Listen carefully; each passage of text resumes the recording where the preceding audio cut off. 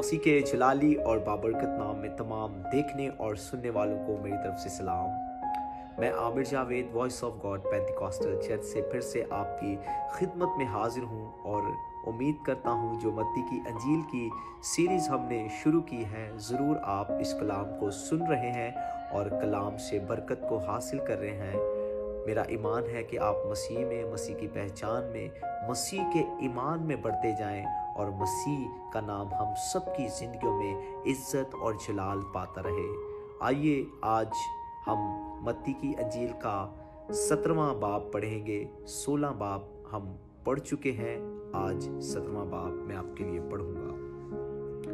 6 दिन के बाद यीशु ने पतरस और याकूब और उसके भाई यूहन्ना को हमरा लिया और उन्हें एक ऊंचे पहाड़ पर अलग ले गया और उनके सामने उसकी सूरत बदल गई और उसका चेहरा सूरज की मानिद चमका और उसकी पोशाक नूर की मानिद सफ़ेद हो गई। और देखो, मूसा और एलिया उसके साथ बातें करते हुए उन्हें दिखाई दिए। पतरस ने यीशु से कहा, ऐ खुदावंद, हमारा यहाँ रहना अच्छा है।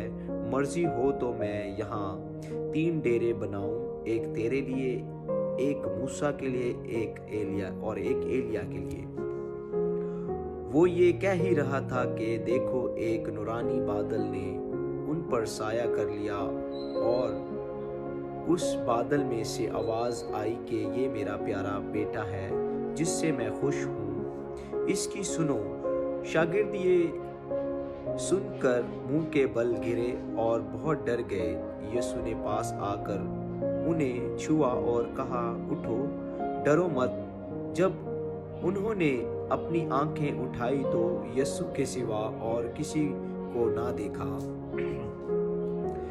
जब वो पहाड़ से उतर रहे थे तो यीशु ने उन्हें ये हुक्म दिया कि जब तक इब्ने आदम मुर्दों में से ना जी उठे, जो कुछ तुमने देखा है किसी से उसका जिक्र ना करना।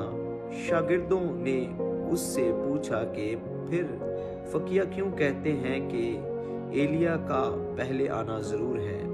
उसने जवाब में कहा, एलिया अलबत्ता आएगा और सब कुछ बहाल करेगा, लेकिन मैं तुमसे कहता हूँ कि एलिया तो आ चुका और उन्होंने उसे नहीं पहचाना, बल्कि जो चाहा उसके साथ किया। इसी तरह इब्ने आदम भी उनके हाथ से दुख उठाएगा।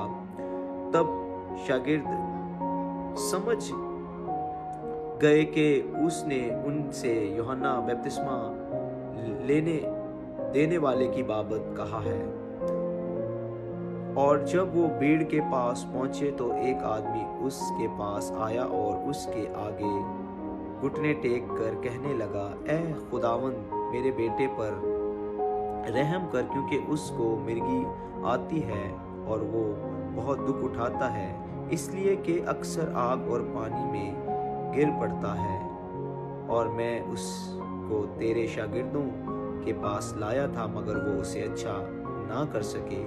यीशु ने जवाब में कहा, ऐ बेएतकादो और कजरो नस्ल, मैं कब तक तुम्हारे साथ रहूंगा, कब तक तुम्हारी बर्दाश्त करूंगा? उसे यहाँ मेरे पास लाओ। यीशु ने उसे झिड़का और बदरू उससे निकल गई और वो लड़का उसी घड़ी अच्छा हो गया। तब शागिर्दों ने यीशु के पास आकर खिलवत में कहा, हम इसको क्यों ना निकाल सके? उसने उनसे कहा, अपने ईमान की कमी के सबब से, क्योंकि मैं तुमसे सच कहता हूँ कि अगर तुम में राई के दाने के बराबर ईमान होगा तो इस पहाड़ से कह सकोगे कि यहाँ से सिरक कर वहाँ चला जा और वो चला जाएगा, और कोई बात तुम्हारे लिए नामुमकिन ना होगी। लेकिन ये किस्म दुआ के सिवा और किसी तरह नहीं निकल सकती। और जब वो गलील में ठहरे हुए थे, यीशु ने उनसे कहा, इब्ने आदम आदमियों के हवाला किया जाएगा और वो उसे कत्ल करेंगे और वो तीसरे दिन जिंदा किया जाएगा। इस पर वो बहुत ही गमगीन हुए और जब कफरनहूम में आए तो नीम मिस्काल लेने वालों ने पतरस के पास आकर कहा, क्या तुम्हारा उस्ताद नीम मिस्काल नहीं देता? उसने कहा, हाँ देता है। और जब वो घर में आए तो यीशु ने उसके बोलने से पहले ही कहा, ऐ शमौन, तू क्या समझता है? दुनिया के बादशाह किन से महसूल या जजिया लेते हैं, अपने बेटों से या गैरों से? जब उसने कहा गैरों से, तो यीशु ने उससे कहा, बस बेटे बरी हुए। लेकिन मबदा हम उनके लिए ठोकर का बाइस हों।